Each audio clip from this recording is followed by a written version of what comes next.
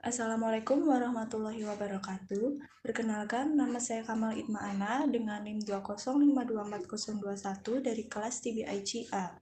Di sini saya akan mereview jurnal mengenai harmonisasi sains dan agama yang berjudul Pengembangan Paradigma Integrasi Ilmu, Harmonisasi dan Sains dalam Pendidikan. Jurnal ini ditulis oleh Fahri Hidayat, Institut Agama Islam Negeri IAIN, Purwokerto.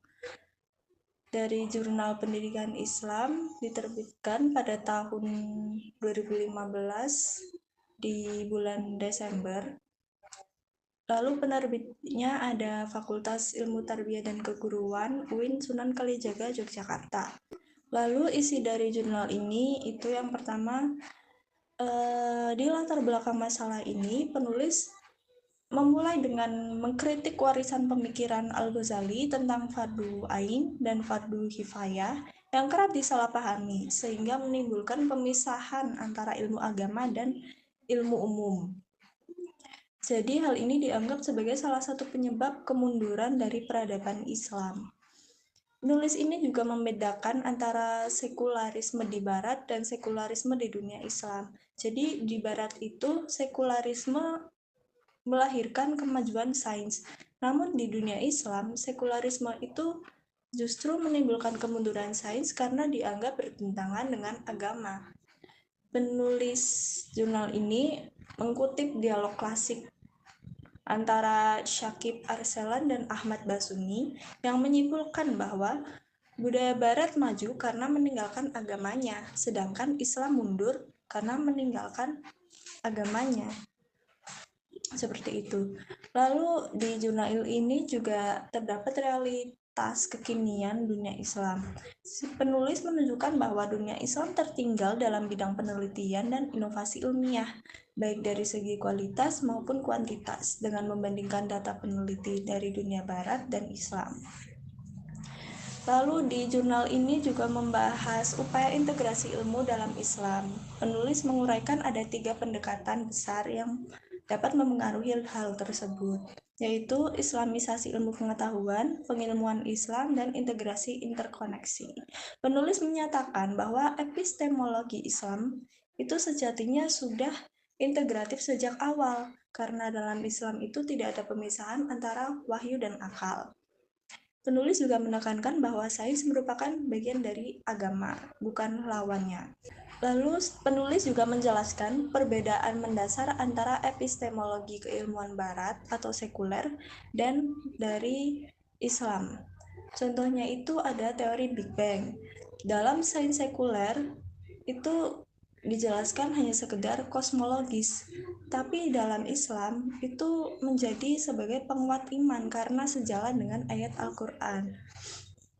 Jadi kesimpulan dari isi jurnal ini itu penulis menegaskan bahwa Al-Quran itu bukan kitab sains, melainkan kitab petunjuk. Namun, pendidikan Islam perlu menjadikan sains sebagai pilar agama dengan tujuan menguatkan keimanan sekaligus membangun peradaban yang maju. Lalu saya akan menguraikan kelebihan dari jurnal ini.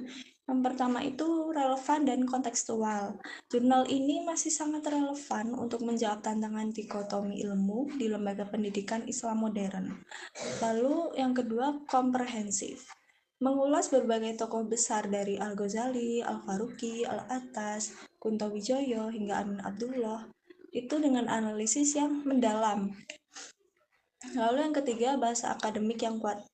Jurnal ini menggunakan argumen logis dan data historis untuk memperkuat tesis integrasi ilmu. Lalu yang keempat, kontekstualisasi itu realitas. Penulis mengaitkan teori dengan kondisi yang sebenarnya di dunia Islam, itu contohnya seperti politik, pendidikan, dan sosial. Lalu yang kelima, menawarkan solusi konseptual, yaitu mengusulkan epistemologi pendidikan Islam berbasis integrasi, bukan sekedar kritikan saja. Selain kelebihan, saya juga akan menguraikan kekurangan dari jurnal ini. Yang pertama itu kurang empiris. Jurnal ini bersifat konseptual, filosofis, tapi data lapangan atau studi kasus implementatif di lembaga pendidikan itu belum ada. Lalu yang kedua, bahasa yang digunakan di jurnal ini itu cenderung panjang, jadi di beberapa bagian terutama sejarah dan kutipan tokoh itu terlalu deskriptif sehingga mengurangi fokus analitis yang sebenarnya. Lalu yang ketiga itu minim diagram dan visualisasi.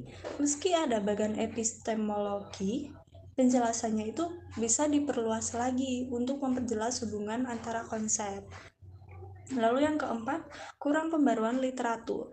Sebagian besar referensi klasik dan data seperti Bernard Lewis 1987 itu bisa diperbarui agar lebih relevan dengan konteks pendidikan Islam kontemporer yang sekarang. Jadi kesimpulannya adalah jurnal ini merupakan tulisan akademik yang penting untuk menegaskan perlunya rekonstruksi epistemologi pendidikan Islam agar tidak terjebak dalam dikotomi ilmu. Gaya penulisan di jurnal ini itu cukup padat, reflektif, dan didukung oleh tokoh-tokoh pemikir Islam modern, tapi juga ada beberapa dari pemikiran yang sudah lama, jadi tidak relevan lagi dengan masa sekarang. Tapi artikel ini memberikan fondasi filosofis yang kuat bagi pengembangan kurikulum integratif di perguruan tinggi Islam. Sekian dari saya, selebihnya mohon maaf. Wassalamualaikum warahmatullahi wabarakatuh.